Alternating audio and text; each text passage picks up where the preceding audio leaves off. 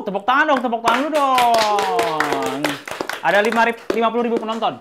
Banyak ya, Pak ya. Penonton dahsyat gue suruh kesini semua. Oh iya, mana suara. Mau aja gue suruh. Iya. Cuma suara joget-joget. Nyanyi dulu, nyanyi.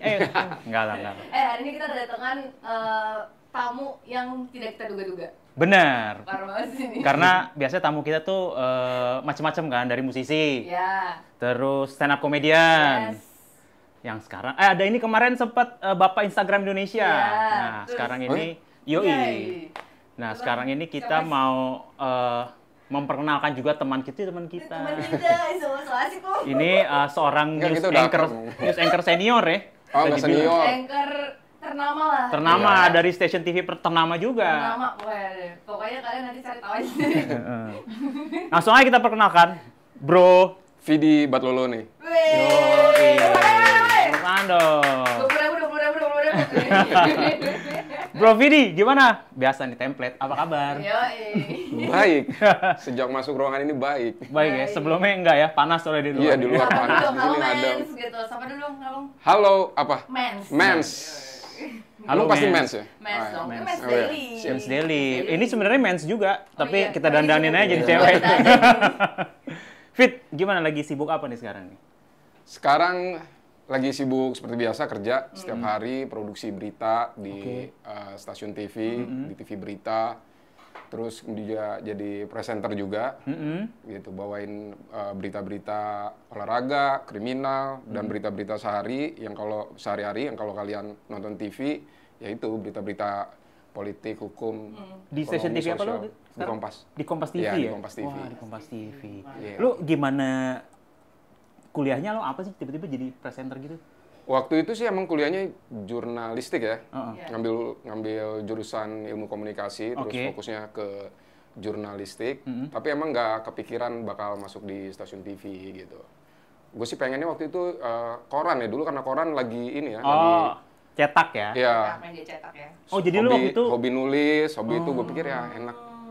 Kalau kayak gini kayaknya masuk koran aja deh gitu kerja. Gue waktu itu juga nggak kepikiran masuk kerja ke mana-mana selain jadi wartawan gitu. Oh, berarti emang lu dari awal emang lu bercita-cita emang jadi wartawan ya? Sebenarnya nggak dari awal sih gitu. Cebur? Gimana? Oh gitu? Karena panjang ceritanya sih, tapi dipendekin aja ceritanya waktu itu. Kalau orang tua sih pengen gue di bidang yang lebih lebih teknik gitu. Oh, oke. Lebih teknik, nggak ke humaniora, tapi kemudian gue ngerasa gue nggak di situ deh gitu. Karena gue dulu STM kan ya. Di STM tuh, dulu STM tuh gue ngerasa gue kurang berprestasi deh gitu. Gue kan STM jurusan bangunan. Tapi gue setiap gambar tuh jelek gambar gue dibanding yang lain. Kok bagus-bagus anak-anak ini gambarnya. Tapi kok gue ya gitu terus. Makanya lu kuliah jadi Vkom. Jadi terus gue ngerasa ya agak kurang lah ya. Gue kurang berbakat gitu ngaduk semen ada loh ininya ngaduk semen, ada ya? Emang ada bikin beneran? kusen. Oh, Iya iya. STM gitu, STM bangunan. Oh, jadi Belajarnya kayak gitu. kayak jadi arsitek gitu loh, enggak ya? Bener nggak sih? Arsitek itu pasti ada sekolahnya lebih lanjut ya. Cuma waktu itu dasar-dasarnya aja, dasar-dasarnya ya kayak gitu. Belajar teknik, bikin ngerancang bangunan. Terus yang lebih teknik lah, misalnya ngaduk semen tuh ada hitungannya 135.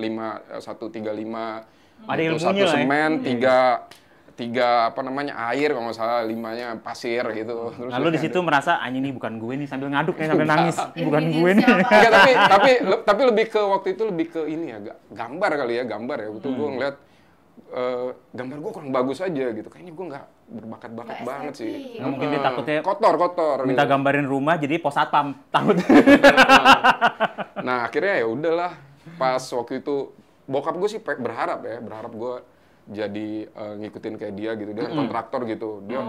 Dia pengen anaknya ngikutin bidangnya gitu. Ya. Bidangnya ini ya Penerus lebih lah ya. teknik kayak gini gitu. Sipil lah itu ya. Tapi kemudian waktu itu pas bokap gue meninggal gitu, gue ngerasa gue ada pilihan lain kayaknya. Oke.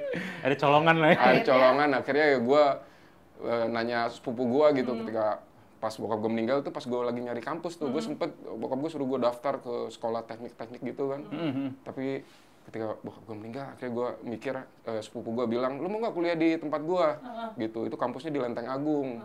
Oke. Gitu, gini dia cerita gitu. Gue bilang, terus gue nanya nyokap gue, gimana biayanya gitu. Oh, ternyata wah asik-asik aja, kayaknya bisa nih. Gitu. Yang Bisa penting kan nih. biayanya gitu, jangan sampai mentok. Yang penting ya. waktunya. Yang penting waktunya. Akhirnya bisa, akhirnya ya udahlah. Oke, masuk situ, ISIP Jakarta gitu. ISIP Jakarta. ISIP Jakarta. Berarti terus setelah SMA itu memang lu udah kayaknya gue hobi nulis. Berarti Gue kesana lah ya. Akhirnya lo jurusan lo ambil ke Vkom itu. Iya, gue sih nggak menajadari gue hobi nulis ya, tapi dibanding menggambar, gue lebih suka cerita di buku harian.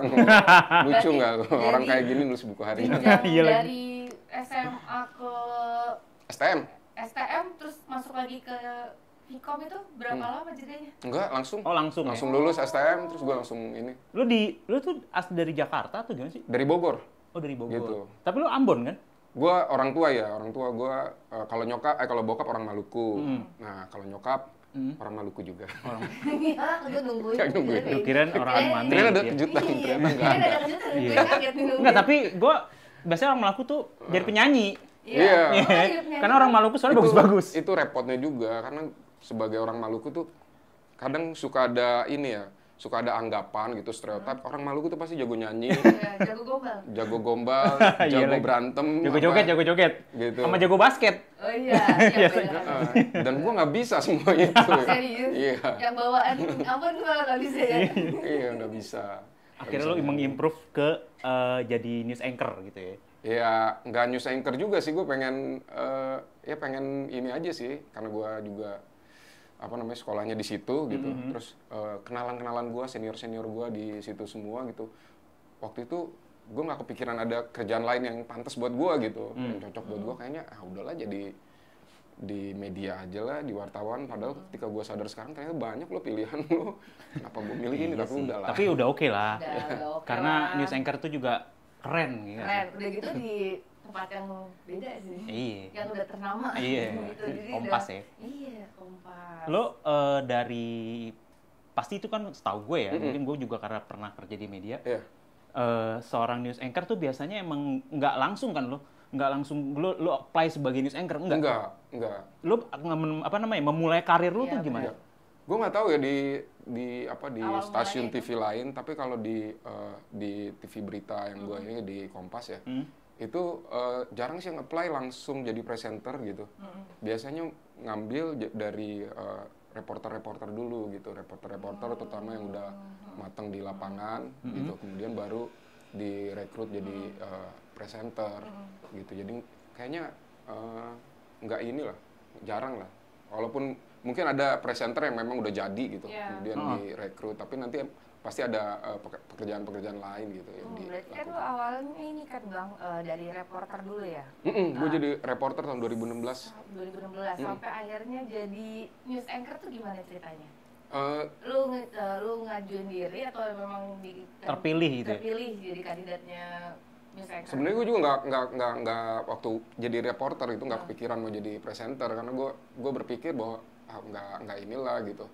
Gue kayaknya look gue nggak pantas-pantas banget gitu, jadi nggak ada mimpi ke situ lah, nggak ada.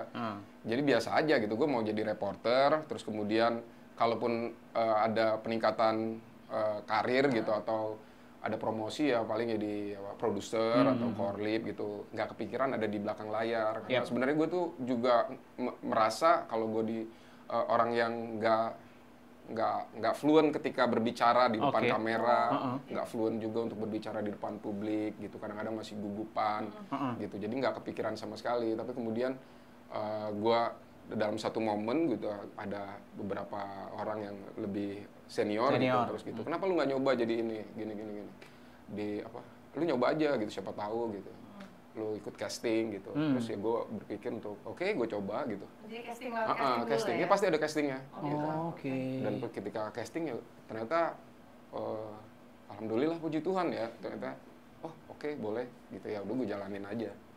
Tapi lu ada suka dukanya nggak sih selama gue kebayangnya kalau lu di lapangan nih, kalau yang namanya berita ya, lu kan pasti kan berdekatan dengan kerusuhan. Terus mungkin ada berita tentang kecelakaan kan, karena berita itu macam-macam kan, dan itu update banget. Terus suka duka lu tuh gimana selama lu jadi seorang reporter yang akhirnya sekarang lu udah jadi pembaca berita ya? Oh, kalau di reporter ya pengalaman-pengalaman yang agak traumatik, misalnya ngelihat korban kecelakaan langsung gitu, atau kita harus ngecek di ruang jenazah gitu. Oke. Itu emang agak ini ya, agak ngeri gitu. Makanya itu juga yang membuat kalau di TV-TV kita itu kan adegan-adegan kayak gitu nggak bisa ditampilkan secara langsung. Gitu. Terusnya kalau soal kerusuhan juga itu ya sama lah, hampir sama ya, kita kena gas air mata benar, gitu benar. tuh. Lu jadi bagiannya lah. Tapi gitu. tapi di sisi lain ini sih apa namanya, menarik gitu, menarik maksud gue gini. Oh ya, ini yang harus gue lakuin, yang harus gue laluin gitu. Gitu, gue jadi sering jadi apa namanya, saksi. Gue menamakan diri pasti wartawan jadi saksi momen-momen yang krusial di Republik ini gitu. Entah itu ruang sidang, entah itu lapangan ketika ada unjuk rasa gitu, dan unjuk rasanya berakhir dengan nggak bagus gitu, kerusuhan atau apa gitu ya. Berarti abang tuh pernah ngerasain kayak kemarin yang kejadian baru-baru ini dong ya? Nggak kemarin, tapi sebelum-sebelumnya kita kan udah banyak banget demo. Sebelumnya itu udah pernah ngerasain gitu. Kayak kena air mata, hampir pingsan itu.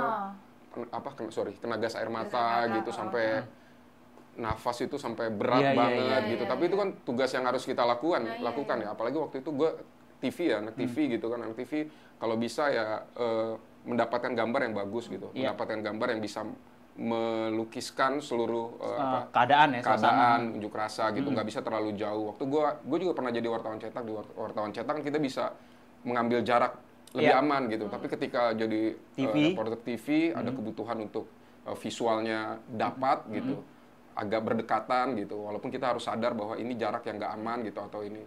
Nah kadang-kadang kita nggak menduga gitu. Ternyata tiba-tiba udah ada apa namanya, serangan gas air mata apa. Ada dilemanya nggak kalau kan sebagai reporter lu kan harus nginfoin informasi ke masyarakat.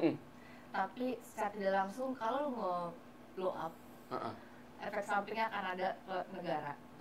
Itu dilema nggak lu? Gue nggak pernha ngerasain apa dilema kayak gitu ya. Jadi sebagai reporter tuh apa sih yang rasakan tuh? Gue sih merasa kita harus melaporkan aja gitu. Esensi reporter ada di TV itu kan untuk reporter ada di lapangan, itu untuk mengabarkan apa yang harus dikabarkan. Dia hadir sebagai mata telinga publik di situ. Jadi ya nggak ada dilema seperti apa, kecuali ya lu memang melaporkan aja apa yang terjadi di situ gitu. Kalau urusan-urusan yang lain gitu, urusan-urusan yang lebih apa namanya, misalnya politis apa gitu. Itu kan kalau kita di lapangan ya yang kita laporkan yang ada di lapangan aja. Tapi gitu. pernah nggak sih lu udah melaporkan nih, maksudnya lu udah nyetor berita lah kasarnya. Tapi ternyata yang tayang itu beda sama yang lu lihat. Jarang sih. Pasti selalu selalu ini ya, selalu sesuai ya. Sesuai ya. Bukan jarang malah. Maksud gua reporter kalau misalnya ada yang nggak sesuai kita bisa ngomong loh. Ini bukan maksud gua loh. Naskah gua bukan gini gitu. Gitu. Jadi itu sangat terbuka sekali gitu. Nanti bisa dikoreksi gitu. Tapi kalau apa namanya? Bener-bener beda beritanya itu sih enggak itu. Maksud gua kadang ada orang yang berpikir kayak gitu, tapi menurut gue terlalu konspiratif aja. Biasa-biasa aja kita. Banyak, ya apalagi sekarang di era internet ya. Digital semua. Netizen Indonesia tuh pasti bebas berkomentar, bebas berpendapat.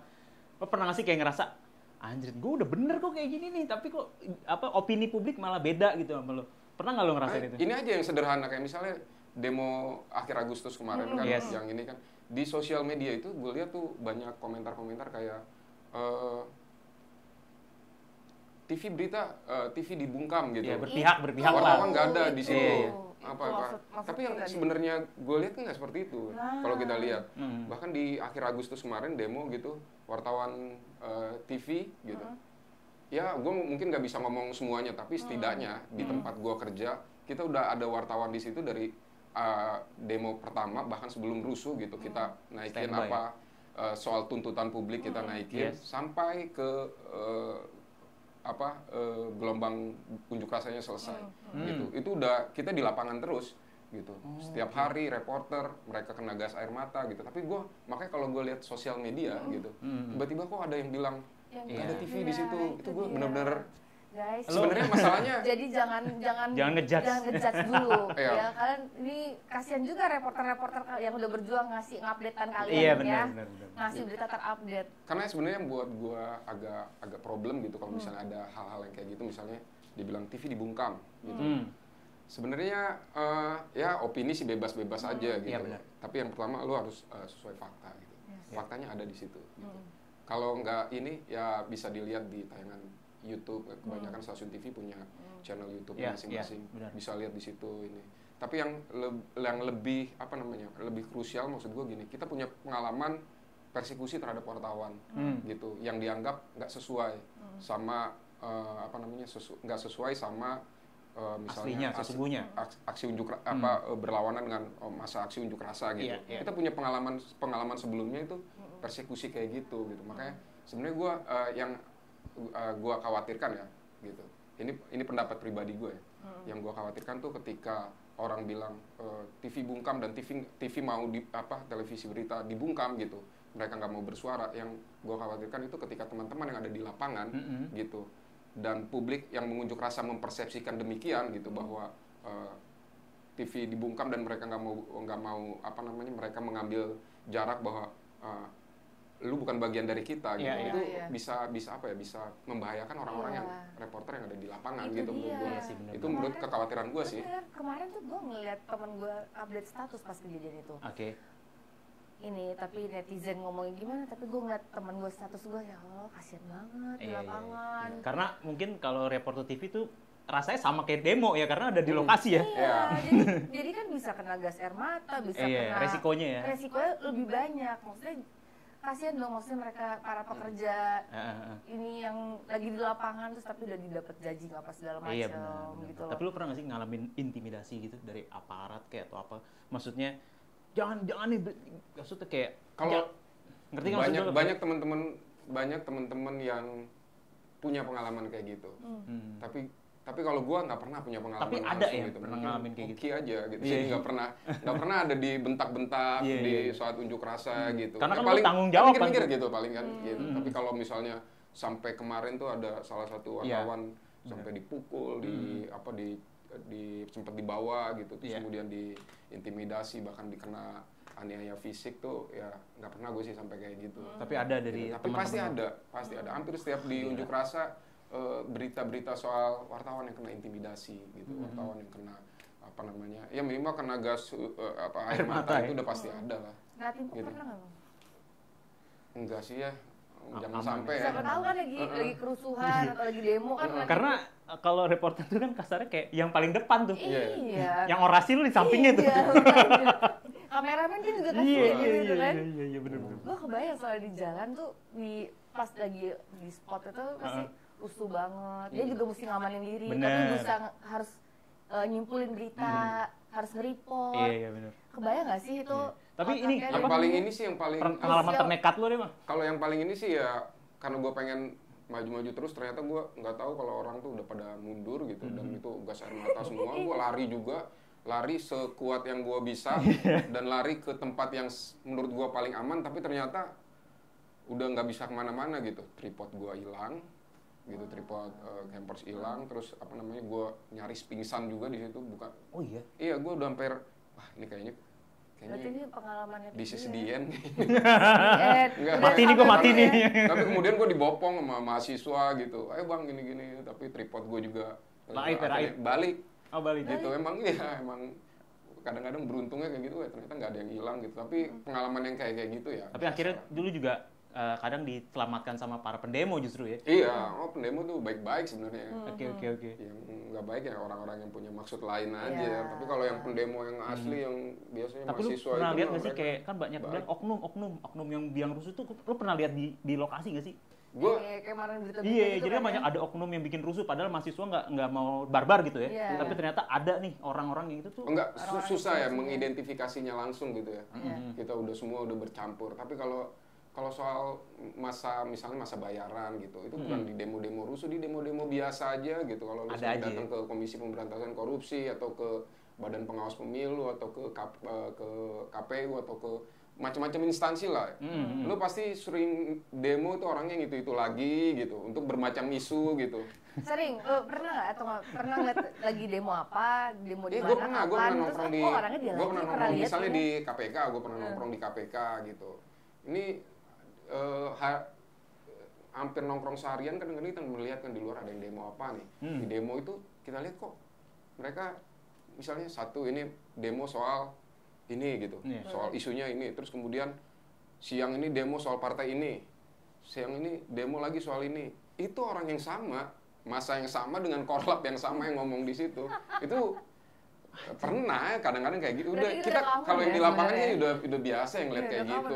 Kadang-kadang kita, gue pernah konfrontasi, bukan konfrontasi ya, maksudnya iseng nanya. Misalnya ada demo waktu itu menuntut apa gitu, kasus di Tanah Bumbu gitu. Tanah Bumbu, lu tau Tanah Bumbu di mana? Tanah Bumbu. Di mana? Namanya Kabupaten Tanah Bumbu. Nah, waktu itu gue juga belum tahu, baru tahu mungkin daerah apa. Jadi gue adalah demo di Tanah Bumbu. Gue iseng kan gue tanya gitu. Gue pengen ke ini. Nah itu peserta demo tuh mau mewakili atas nama warga Tanah Bumbu. Padahal dia nggak tahu juga. Mereka warga Tanah Bumbu yang ingin menyampaikan aspirasi ke Komisi Pemberantasan Korupsi soal kasus korupsi tertentu. Gitu. Gue tanya ke depannya itu kan. Ke korlapnya. Tanah Bumbu di mana? Di mana ya? Maksud gue itu hal-hal yang biasa lah gitu, maksudnya kan orang-orang punya banyak kepentingan. Kalau ada penonton bayaran nih, pendemo bayaran nih. Harus jeli aja gitu. Iya. Kalau yang kayak gitu ya nggak usah kita angkat lah, nggak usah kita. Biar mulai berat nih. Nggak usah kita angkatin berita. Udah mulai ada begitu ya. Politik kerusuhan ya. Agak berat. Tapi lu pernah menyesal nggak sih bang? Anjir kau tahu gue ngikutin omongan bapak gue gitu ya. Gue sekolah apa arsitek atau apa gitu, karena lu tiba-tiba melihat Medan nih yang ternyata se-Bronx itu gitu. Ya paling ya kalau gue melihat nasib kawan-kawan gue gitu. Terus 5 menit kepikiran kenapa gue ngambil jalan ini. Tapi setelahnya udah jalanin aja sih. Kalau yang pas tadi tuh di end tuh jadi pikirannya apa tuh? Yang muncul. Ya. Harusnya gue nggak di sini nih. Harusnya gue Ambon jadi penyanyi nih katanya. Iya. Harusnya les vokal. Iya, harusnya les vokal sama almarhum Glenn dulu harusnya. Iya, harusnya. Aduh. Nah, gue mau nanya nih bang, ini kan udah perjalanan karir lu udah panjang nih di dunia jurnalis lah ya. Iya lumayan. Nah itu ada ininya nggak sih, ada trik khusus nggak sih? Itu kan maksudnya lu kan step by step kan, pasti kan banyak juga yang pengen.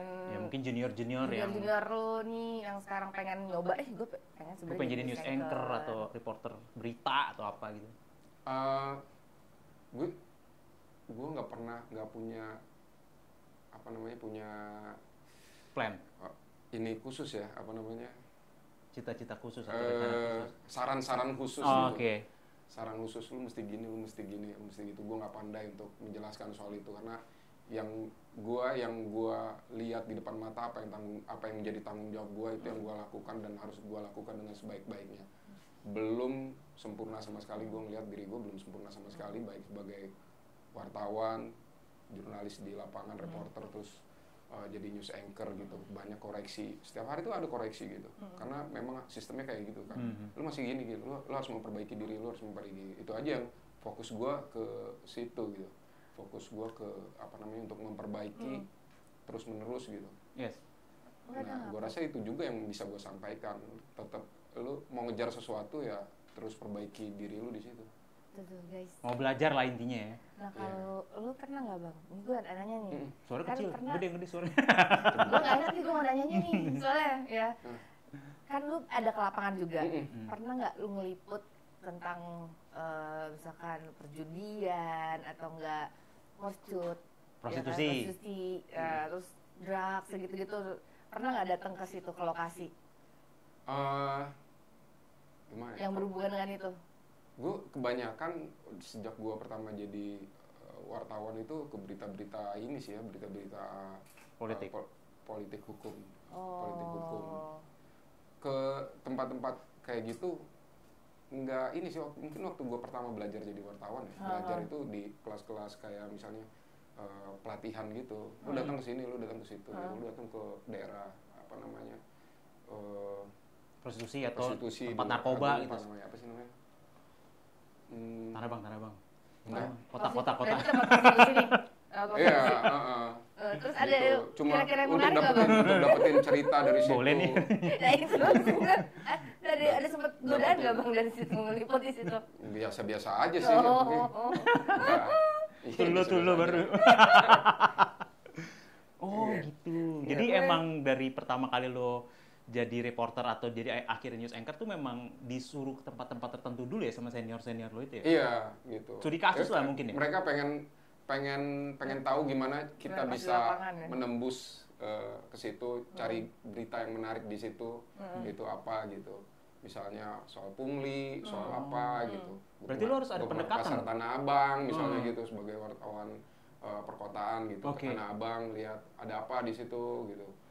Misalnya apa ada pungli gitu atau misalnya ke agak sensitif nih ke pokoknya gitulah ngeliput. Kayak gitulah ya guys ya pokoknya. Berarti lo ini dong ada pendekatan sama oknum-oknum dari pihak mereka itu juga? Ya itu biasanya kan kita ngikutin dari ininya.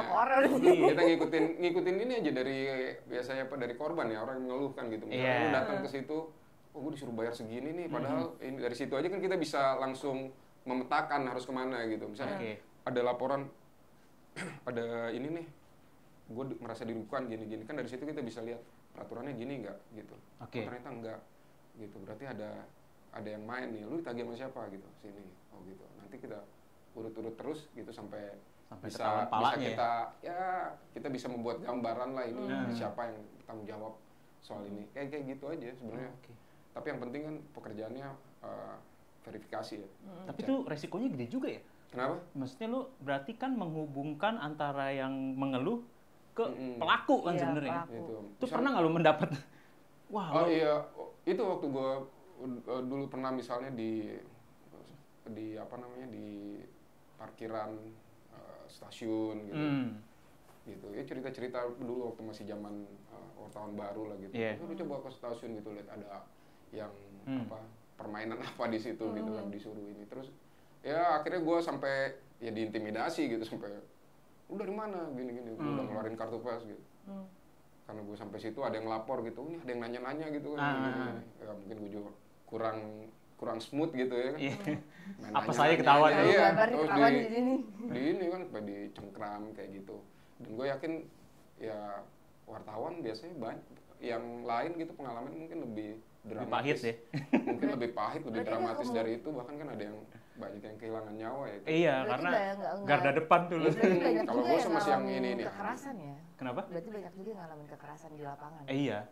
Itu masih jadi ini ya, masih jadi apa namanya PR gitu. Harusnya pekerjaan kayak gini kan dilindungi ya kan. Kita punya undang-undang yang melindungi. Yes, benar-benar. Pers, tapi kenapa masih ada aja kasus pemukulan, kasus intimidasi gitu. Sayang ya. Tapi sebenarnya kita ini sih sebenarnya kayak banyak juga kan kasus-kasus yang sebelum di blow up di publik, marah itu sama aparat didiemin gitu. Tapi setelah dinaikin berita, diviralkan, justru malah diurusin gitu loh. Ada juga kan kayak gitu kan. Pernah nggak gara-gara lo nih akhirnya kepolisian baru mengurus masalah itu gitu. Itu banyak ya, karena misalnya penegak hukum kita kan harus memperbaiki terus citranya ya. Yes, benar. Tapi yang paling gampang ya kalau ada kasus viral, ada kasus diangkat sama media. Ya langsung ditangani gitu. Jadi apa namanya? Cepat gitu. Ya banyak lah kasus-kasus kayak gitu. Yang gue tulis sendiri gitu, misalnya ada ini teman tiba-tiba berharap di upload ya, terus kita ini. Berarti kita harus berterima kasih juga. Kemudian ada ininya gitu. Karena penyambung mulut. Bukan cuma sama ini, makanya pentingnya juga orang-orang sekarang udah punya handphone masing-masing gitu ya. Mereka merekam gitu, mereka ini gitu. Memblow up nih ada ini. Memblow up sendiri lah ya. Terus akhirnya jadi perhatian publik. Akhirnya polisi baru bergerak gitu. Kalau media itu ada filternya sendiri nggak sih? Kalau misalkan lu sebagai reporter kan kalau kita kan kayak kemarin tuh yang kasus kemarin itu kan langsung mereka live-in, ya kan? Nah, yang sampai TikTok nggak boleh nggak bisa nge-live. Nah kalau media sendiri tuh kalian punya ini nggak sih batasan-batasan yang nggak boleh di? Iya ada. Nah, kan? Jadi ya mungkin orang banyak bilang ya di ini media nggak menyampaikan yang sesungguhnya nggak kayak live TikTok, tapi sebenarnya nggak kayak gitu juga karena kita punya ya standar-standar tertentu lah soal kelayakan apa yang boleh naik, apa yang enggak gitu. Ya kalau misalnya kita lagi siaran langsung ya mungkin itu terjadi di depan ini, di depan mata gitu. Tapi Kemudian kalau misalnya ada gambar kekerasan, gambar yang mengerikan, gambar yang traumatis gitu, itu kan nggak semua orang nyaman gitu menonton itu gitu. Akhirnya ya kita harus membatasi diri. Dan itu pedomannya juga kayak gitu. Karena kita harus membuat, kita punya tanggung jawab untuk membuat tayangan itu layak ditonton gitu. Kalau misalnya kayak misalnya gambar maaf ya almarhum Afan kemarin gitu. Itu kan di sosial media gitu, ketika momen-momen itu di ini gitu, di apa pas kejadiannya ya? Pas kejadian. Tapi kan kalau di media tentu ngangkat itu gitu, tapi itu kan harus ada batasannya gitu, di blur gitu, di blur dan nggak diulang-ulang gitu. Iya benar. Lu bayangin kalau diulang-ulang tuh, kalau misalnya lu keluarga korban gitu, terus setiap lu buka TV, semua TV demi share gitu, misalnya demi rating, nayangin itu berulang-ulang, gimana perasaan lu kan?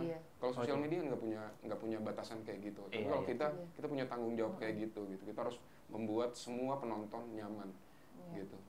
Ya even itu sama keluarga. Iya, pertimbangannya benar juga ya. Itu kan keluarga makanya. Korban kalau dia berulang-ulang kejadiannya dilihat kalau nonton TV gitu, di TV berita ini, di TV ini, kok disiarin peristiwa yang kayak gitu. Batasannya nggak kalau di media, karena itu kan kayak kemarin tuh kan sampai di nggak bisa diaktifin live kan, pasti kan ada ini dong. Terlalu disturbing ya, disturbing picture. Itu dia.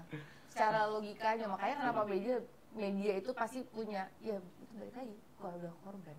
Iya, keluarga korban, dan mungkin ada orang yang nggak bisa, ada dong orang yang nggak bisa mengkonsumsi gambar-gambar kayak gitu tuh ada. Tahu nggak yang gambar apa namanya? Pendukungnya Trump tuh Charlie Kirk. Oh iya. Yang ditembak di ini lagi show itu kan. Itu kan orang yang bukan hanya orang yang ada di lokasi yang trauma gitu. Tapi ada beritanya mereka trauma sampai wah parah deh gitu. Iya. Beberapa meter depan mereka kemudian. Jadi takut keramaian ya bisa. Tapi orang-orang yang nonton juga gitu. Yang itu ngerasain trauma yang sama gitu. Berarti memang pertimbangan televisi itu ya itu juga ya sebenarnya. Wow. Serem itu ya. Makanya, tapi gue juga ada yang mau gue tanya nih. Sekarang kan siapapun bisa nih, orang yang punya account itu bisa memberitakan. Apa namanya, memberitakan atau nge-share berita, atau dia pun bisa membuat media sendiri. Itu pendapat lo gimana? Itu bagus, maksud gue, ya itu emang ini kita ya. Maksud teknologi udah nggak bisa dilawan gitu. Orang ketika mereka punya akses video dan pada saat itu juga mereka bisa menyebarkannya ke publik, ya menurut gue itu fine aja, oke aja, nggak ada problem sama sekali. Dan lu tidak merasa itu tersaingi ya, nggak merasa tersaingi ya, karena gini ya, kalau di media tetap ada orang-orang gitu, gue yakin warga itu tetap ada menginginkan berita-berita yang terverifikasi gitu. Yes. Gitu. Walaupun orang punya sosial media, mereka bisa bikin ininya sendiri gitu. Bisa ngedit sendiri mereka bisa ngedit sendiri gitu. Tapi tetap di luar sana orang butuh informasi-informasi yang terverifikasi. Lu bisa ngerekam begini, tapi nanti ditindaklanjutinya sama media itu kan nggak mungkin lu nayangin langsung yang ada di situ gitu tanpa keterangan yang lengkap gitu, tanpa keterangan yang jelas. Harus di follow up terus. Dan kekuatan kerjaan kita tuh situ memfollow up, membuat informasi jadi lebih lengkap gitu. Kalau lu nggak lengkap, jangan lu turunin karena itu akan menyesatkan gitu. Makanya gue ngasih contoh mungkin yang peristiwa-peristiwa kemarin gitu, termasuk kecelakaannya almarhum Afan gitu. Itu kan beberapa menit mungkin setelah kejadian itu sosial media memberitakan banyak kan orang. Bener. Gue pun dapetnya dari akun yang memang bukan TV atau apa gitu. Kita juga tentu dapet gitu. Tapi kan sebelum menayangkan lu harus jelas dulu. Disaring-saring dulu lah. Ini peristiwa apa? Siapa korbannya gitu. Ini peristiwanya kapan gitu. Gitu. Ada tahapan-tahapan itu yang harus kita lakukan sebelum kita tayangkan. Ketika semuanya sudah jelas, baru. Kadang ada yang ini udah ramai di sosial media gitu. Terus kalau misalnya kita hanya memperhatikan gambar itu serem sampai ini dengan informasi yang sepotong-sepotong naik. Tiba-tiba misalnya itu kejadian di Korea gitu kan sering banyak kayak gitu. Ternyata itu bukan kejadian di Indonesia tapi kejadian di mana gitu. Atau enggak kejadiannya tahun kapan karena orang yang bersangkutan lagi hype diomongin, dinaikin lagi. Berarti informasi itu harus tepat, akurat, aktual. Nggak ada kekuatan lain sih media kalau ini gitu di era sekarang mereka harus jadi pembedanya ya harusnya seperti itu sih menurut gua ya. Iya, menurut pandangan gua sebagai wartawan. Lu harus punya pembeda lu apa? Informasi lu harus lebih lengkap gitu. Lengkap dan memang valid ya. Harus bisa dipercaya lah gitu. Oke, berarti emang kayak akun-akun yang kadang bukan akun bodong juga ya, akun yang emang karena dia perorangan ya, jadi dia mungkin nggak tahu asas peraturannya, itu sensornya harus gimana, jadi yang bleng aja dilempar-lempar aja. Ada guide-nya kan harusnya. Ya gitulah, tapi ya nggak apa-apa sih kalau media kalau platform gitu. Ada di ini semua media kan main di situ semua sekarang. Tapi lo harus memperhatikan prinsip-prinsipnya gitu. Nah, itu maksudnya. Prinsip-prinsip yang rem-remannya lah, yang buat rem-remannya buat langsung semuanya keluar gitu aja. Iya, benar. Apalagi ini beritanya berbau politik. Pembunuhan. Korban dan lain-lain ya. Kadang-kadang ada berita yang sensitif gitu ya, bisa membuat orang marah gitu. Tapi kalau ternyata nggak benar kan kasihan. Kasihan benar. Makanya apalagi jejak digital nggak hilang. Iya. Ntar misalkan nih dari account lo udah lo hapus, tapi ternyata ada orang lain udah terlanjur ngedownload, di-share. Ntar orang lain lagi, jadi udah nggak bisa. Gue ngebayangin kayak keluarga korban. Jejak digital nggak hilang. Ngelihat terus anaknya terus yang kejadian kayak kemarin. Almarhum itu ya Alvan ya. Kayak, men. Iya sih itu baru banget tuh. Gue nggak gini blur loh. Iya. Dan kalau misalnya soal informasi-informasi yang kalau hoax itu kan menyebarnya cepat. Tapi ketika ada orang mengklarifikasi, dampaknya juga nggak secepat itu dan belum tentu banyak orang tahu gitu. Gitu misalnya ada hoax di antara kita bertiga. Gitu. Ternyata ada yang mengklarifikasi gitu. Ya lu doang yang tahu, kita yang udah makan hoax nggak tahu gitu. Banyak ya. Biasanya kan gitu di grup-grup keluarga tuh ada tuh. Biasanya ada berita apa di-share dari om-om kita gitu ya. Grup komplek. Ini bener apa ternyata kebetulan kita mungkin kita kenal sama Vidi bener nggak Vid? Nggak tuh salah, tapi kan mungkin yang lain-lain kan nggak punya akses itu gitu loh. Gitu. Tapi yang penting kan kalau misalnya lu kalau nerima berita gitu, apalagi yang sensasional yang ini, lu harus memang untuk melakukan tindakan sesuatu, entah itu men-share atau bereaksi sama itu, lu butuh waktu untuk mengonfirmasi dulu. Kalau kita sebagai penikmat ini pengkonsumsi berita lah ya. Gitu, nggak usah langsung share atau lagi ini, kita harus ada waktu ini bener nggak gitu. Kita cari sumber-sumber lain gitu. Itu kan perlu kita ini lah. Gitu. Iya sih benar. Kalau berita tentang anak muda ada nggak bang waktu itu abang kerja misalkan kayak liputan, kayak anak muda kan kayak acara-acara musik atau ada nggak yang itu ada ada ada bagiannya sendiri ya pasti yang kalau berkaitan dengan anak muda ada nggak yang abang liput atau apa abang bikin skrip juga nggak sih? Bikin lah. Bikin naskah juga berarti ya? Hampir setiap hari bikin. Wih, berarti lu bikin sendiri siaran juga gitu ya langsung? Enggak. Biasanya kalau gue bikin sendiri itu buat dibacain sama presenter yang lain. Gitu. Keren. Tapi kalau yang gue bacain itu biasanya dibuat sama yang produksi lagi yang bikin naskah yang lain. Karena kita kan punya tim ya. Punya tugas gitu. Tugas masing-masing ya. Yang tadi kata dijelasin kan Bang Martin gitu. Ini ada Pemret gitu. Senior di TV juga. Ada struktural, ada fungsional. Struktural kita sebagai produser, gue sebagai produser itu fungsional itu yang juga ngerjain sebagai presenter gitu. Terus kan sekarang sampailah akhirnya lo ke karir lo yang di news anchor nih. Itu lo bisa berapa lama sih untuk menyesuaikan bisa baca berita? Karena kan itu kan nggak gampang ya. Lo kan ada prompternya. Itu lo kayak gimana sih prosesnya? Kalau prompter ya itu nggak lama sebenarnya. Itu kan soal kebiasaan aja.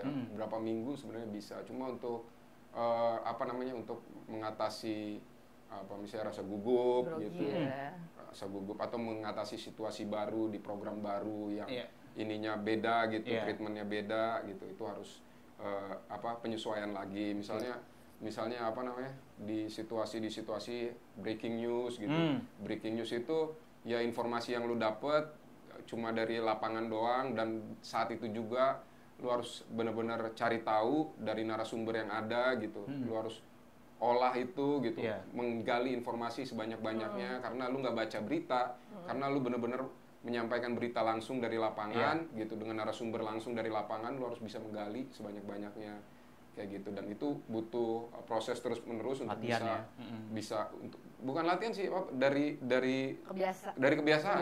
Pengalaman lo itu biasa karena terbiasa. Iya, karena terbiasa. Gitu, misalnya ada operasi tangkap tangan gitu kan. Si ini tangkap tangan, si apa namanya? Ada pejabat ditangkap tangan, kita nggak tahu kasusnya apa, karena nggak terlalu diberi. Kita tahu faktanya dia ditangkap tangan gitu, kita belum tahu faktanya apa, dia terima uangnya berapa, sama gitu. siapa. Tapi ini kasus heboh gitu, jadi kita harus ketika ada narasumber yang dihadirkan di breaking news gitu, di telepon misalnya sama itu, kita harus gali informasi sedalam-dalamnya gitu. Misalnya ada teman-teman di lapangan yang ada di sana, kita harus gali juga informasi dari mereka. Atau misalnya dari pengacara, kita juga harus gali dari mereka, kayak gitu. Jadi harus berpikirnya cepat banget untuk menggali informasi dalam waktu yang cepat. Hitungan menit jatuhnya ya. Breaking news ya. Iya, breaking news hitungan menit, dan lo harus lo kemas dan lo beritakan ke masyarakat. Gitu. Dan itu harus jadi kekuatan media juga kan di situ, ketika ada informasi ini, lu punya narasumber gitu, dan lu harus hadir ke pembaca dengan cepat karena orang pengen tahu, ya itu harus disampaikan dengan clear gitu, dengan jelas gitu, dan itu harus ya itu kebiasaan yang membuat lu nanti lu lama-lama jadi akan langsung jago lah gitu ya. Tapi lu pernah jadi sweet lo dulu gue ikut ladies first. Gue aja deh, belajar dulu. Enggak, maksudnya kan lo kayak breaking news tuh berita cepat banget kan. Lu pernah nggak sih kayak ada yang miss dari berita lo yang lo beritain? Kenapa? Pernah ada yang miss nggak, ternyata ada yang nggak sempat lo sampaikan gitu loh? Ya pasti ada ya. Karena itu kan hitungan detik ya. Apalagi tuh berita update terus ya. Pasti ada, kayak misalnya ketika selesai misalnya, kenapa gua nggak nanya ini gitu. Kok ini gua nggak nanya ini gitu. Kayak gitu kan pasti ada gitu. Harusnya gua lebih lengkap lagi gitu. Kayak gitu. Tapi lo ada perasaan nggak sih, misalkan ini kan media tuh banyak ya. Apalagi stasiun TV juga ada yang lain gitu. Lo pernah sih lagi nonton TV, anjing kok dia bisa lebih lengkap nih dari gue, misalkan kayak gitu. Misalkan kayak anjing kok nih beritanya lebih lengkap nih dari gue. Lu pernah nggak kayak gitu? Pernah ya?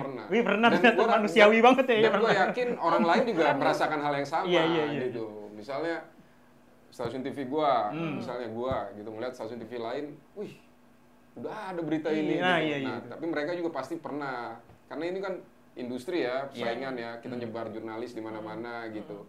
Ada yang namanya bobol-bobolan tuh lu dapet, gua enggak, gua dapet lu enggak gitu. Oh gitu ya, ada. Iya. Gitu. Gitu, misalnya ada di stasiun apa gitu. Di stasiun apa ternyata ada berita si ini gitu. Ada kasus ini. Angle-nya lebih jelas malah gitu. Iya, lu kok kita nggak dapet gitu. Ya kayak gitu pasti pernah. Oh, pernah ya. Dan itu hampir sering banget gitu. Dan itu seninya kita bersaing. Iya. Berarti mirip semua hal itu sama ya. Hampir sama semua, berarti di setiap pekerjaan tuh pasti ada begitu ya. Tapi pernah nggak lu ada gini bang, narasumber yang akan lu wawancara atau lu lagi gali itu memang lu nggak suka dari awal, tapi mau nggak mau tuh karena kerjaan tuh kayak atau mungkin ternyata nih oposisi lo gitu. Iya, atau apa? Ini bukan, ini lawan politik gue nih secara pribadi nih. Gitu. Gue nggak tahu yang lain ya. Tapi kalau gue sih gue nggak pernah ya. Gue ngerasa profesional aja ya. Gue ngerasa semua narasumber itu orang yang punya cerita yang harus digali gitu. Apapun posisinya gitu. Nggak pernah gue ngerasa sentimen tertentu gitu. Walaupun gue ya pasti orang punya pilihan-pilihan politik ya, punya pilihan-pilihan sikap pribadi gitu. Misalnya gue nggak suka rasisme, nggak suka rasisme apa-apa. Tapi kalau ada orang-orang yang terpaksa harus gue wawancara gitu kan, ini biasa-biasa aja gitu, kita ngambil sudut pandang dari mereka gitu kan. Kita kan nggak memegang kebenaran kan, kita nggak memegang mutlak orang tuh harus begini gitu. Jadi ya enjoy aja, semua orang punya cerita dan itu menarik untuk disampaikan. Semua orang punya cerita. Semua orang menarik untuk disampaikan. Semua orang punya cerita. Tiffany juga pasti cerita galau mulu. Enggak, apa itu galau? Apa itu galau? So, sekarang ini udah berapa tahun tuh bro di industri perberitaan? Kalau di televisi 9 tahun ya, dari 2000. Lumayan lama juga ya. 2016. Iya. Lu masih akan di sini? Kenapa? Masih akan di industri ini? Apa lo pengen, gue pengen kapan-kapan pengen jadi pembaca zodiak gitu misalkan. Kayak Planet Remaja. Kalau gue, ya gue berpikir kalau gue di industri ini gue harus jadi lebih baik terus ya setiap hari. Gitu. Gue nggak punya pikiran apa namanya. Gue udah lama di sini. Kalaupun gue masih di sini, gue harus terus memperbaiki diri gue biar gue layak. Gue layak untuk menyampaikan informasi yang baik gitu. Karena tugas gue kan bukan cuma baca, tapi gue di ini naskah, bikin naskah, bikin perencanaan liputan, apa perencanaan berita apa yang harus ini gitu. Ya cita-cita gue standar ya, apa yang harus gue buat itu benar-benar harus punya nilai nanti ke penonton gitu. Jangan sampai penonton membuang-buang waktu mereka ketika menonton gitu. Tapi gue harus punya standar yang bagus ketika mereka nonton, mereka dapat sesuatu dari situ. Iya benar. Dapat daging. Dapat daging dari situ. Itulah. Tapi lu biasanya kan di setiap profesi tuh ada influence. Iya. Lu tuh ada lu idolakan nggak sih presenter Indonesia kah atau dari luar negeri? Presenter ya? Atau news anchor gitu? Menurut gue news anchor yang bagus tuh yang ketika gini, orang melihat dia melihat bukan hanya beritanya tapi sosok dia. Ada misalnya presenter yang ya apapun beritanya menarik gitu. Jadi orang nonton gitu. Tapi ada news presenter yang orang bukan cuma mau lihat beritanya tapi lihat dia gitu. Oke. Personalnya ya. Ada nggak lihat siapa dia nama gitu? misalnya lu kayak misalnya orang kayak Rosiana Silalahi, Najwa Shihab gitu, atau presenter-presenter kita yang lain gitu kan. Itu kan orang bukan cuma mau lihat dia bacain berita atau dia membawakan sesuatu, tapi orang pengen lihat sosoknya. Bakal nih apa nih Rosi bakal menggali apa nih? Najwa nih bakal menggali apa dari narasumber nih gitu. Karena orang tahu ini orang-orang yang tajam gitu kan. Jadi, nah di level itu tuh ya gue pengen jadi orang yang kayak gitu. Dan semua presenter kayaknya pengen jadi yang kayak gitu. Orang nggak cuma melihat lu bawain berita, tapi sosok lu juga orang pengen lihat lu apa yang lu hadirkan gitu, apa yang lu gali dari situ. Dari gaya bahasa lu, kan, cara lu dan menggali ya. Dan itu ada kan orang-orang kayak gitu di presenter-presenter top kita kan. Gitu di luar negeri juga ada gitu. Yang orang tunggu-tunggu kayak Piers Morgan kan, orang pengen tahu gitu. Terus wawancara ini orang bukan cuma pengen tahu sosok yang diwawancara, tapi bagaimana lu bakal bertanya, bagaimana lu bakal menggali gitu. Tapi itu ada nggak sih, bro, ininya? Sampai sekarang pun gue juga sangat-sangat masih banyak belajar ya. Kayak gue ngobrol sama lu itu kan gue juga kan menggali. Tapi cara lu berlatihnya ada nggak sih, bro? Latihan supaya lu bisa tajam gitu bertanya. Mau jadi news anchor. Ya saya mau jadi news anchor. Pantes rambutnya gini. Si pantes. Kalau berlatih tidak lelis. Berlatih kan maksud gue kayak ya gue tau berlatih tampil ya di apa namanya? Karena gue hampir setiap hari gue bacain berita gitu ya, gue menyempurnakan itu terus gitu. Tapi kalau misalnya bagaimana biar gue bisa tajam, ya gue baca gitu. Ya kemampuan kayak apa yang kayak gitu sih yang gue ini. Jadi gue baca berita, gue baca buku gitu. Hal-hal yang kayak gitu yang gue pikir bakal melengkapi. Kan mungkin kayak gua, gitu. Di era gue tuh mungkin ada atau melihat cara mereka bertanya gitu. Orang-orang kayak misalnya kayak Karni Ilyas gitu. Karena apa ya? Lo berwibawa sekaligus nyinyir. Maksudnya gimana ya?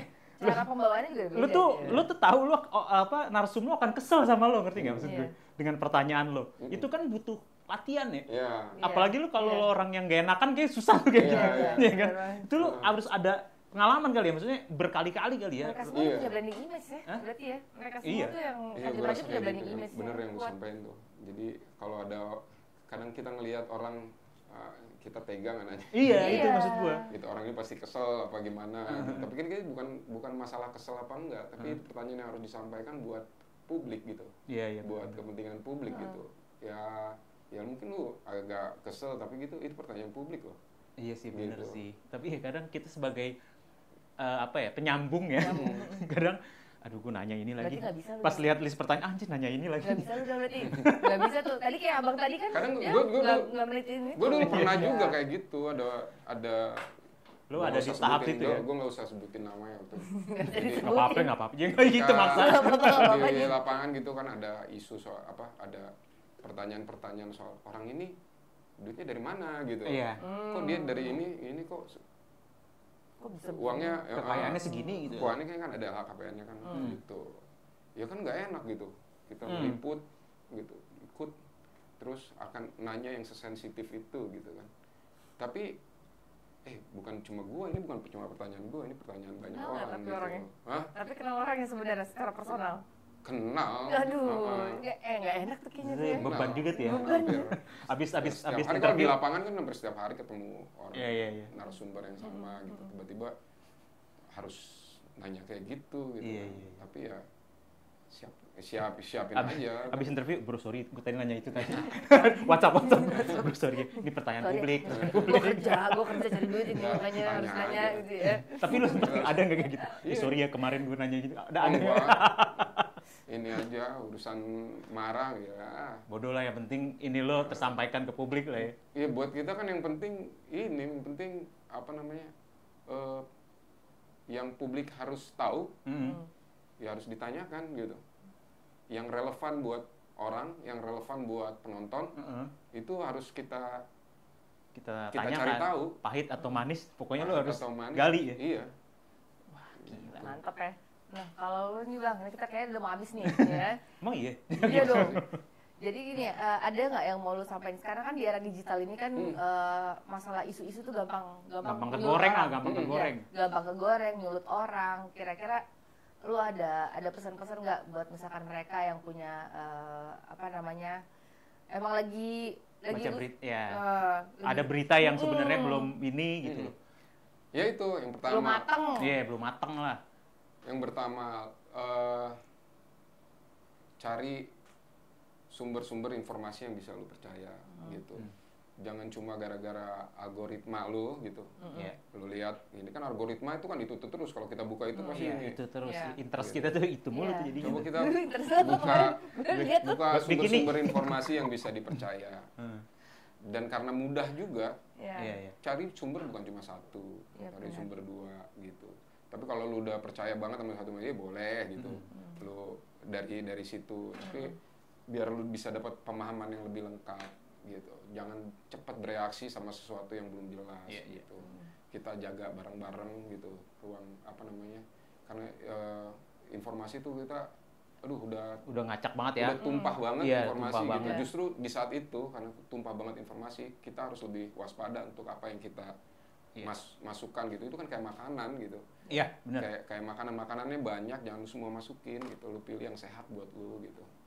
Karena membahayakan diri sendiri dan orang sekitar. Itu atau alias mungkin kalau lo mau konsumsi berita mungkin yang dari sumber-sumber ya kayak terpercaya kayak account-accountnya yang emang terpercaya. Televisi itu kan pasti ada undang-undang penyiaran dan lain-lain lah ya. Dan jangan satu sumber. Intinya tadi kalau kata abangnya kan jangan satu sumber karena jadi biar bisa akurat datanya yang didapat. Ya kalau lu punya waktu lebih ya cek lagi. Kalau waktu lu nggak banyak untuk mengkonsumsi berita ya lu cari sumber yang terpercaya. Jadi jangan gampang tersulut ya guys. Cari dulu faktanya seperti apa. Kecuali berita gosip, kalau gosip seru sih. Berita gosip. Kalau gosip kayaknya kita emang nggak perlu. Itu buat intermezzo aja kali ya. Jangan dibaperin. Yes. Apa namanya? Mens. Yoi dong. Mens. Mungkin ada pertanyaan-pertanyaan tambahan yang pengen lo tanyain, boleh banget lo tulis di kolom komentar. Nanti gue japri. Bang Vidi. Gila. Nanti gue jawab di kolom komentar juga. Ada seru banget sih podcastnya. Karena ini ya, baru ya. Iya. Kita baru ngobrol-ngobrol sama news anchor yang emang ya udah berpengalaman ya. Lu 9 tahun ya? News anchor juga dulu 9 tahun di media cetak juga kan? Sempat di media cetak. Di 9 tahun tuh sebenarnya kalau gue jadi news anchornya cuma dari 2020 ya sekitar 5 tahun ya. Cuma jadi dari wartawan, reporter di lapangan tuh dari 2006 itu. Sampai sekitar 2020. Oke. Jadi, tapi Instagram lo apa sih Bang? Mungkin ada yang mau ya, follow lo? Ya, siapa tahu mau follow lo Bang. Gue lihat dulu ya. Boleh. Nggak apa. Oh. Kan gue juga jarang update juga. Siapa tahu mau Siapa belajar, tahu mau nanya-nanya, belajar gimana caranya buat jadi news anchor, gimana. VD_Batlolo nih. Tuh, jangan lupa di follow ya guys. VD_Batlolo. Jangan lupa juga subscribe Men's Daily. Kita yang makasih nih, Bang. Thank you ya, Bang. Subscribe Men's Daily. Thank you yang udah nonton. Thank you guys. Thank you, Men's. See you, Men's. Bye.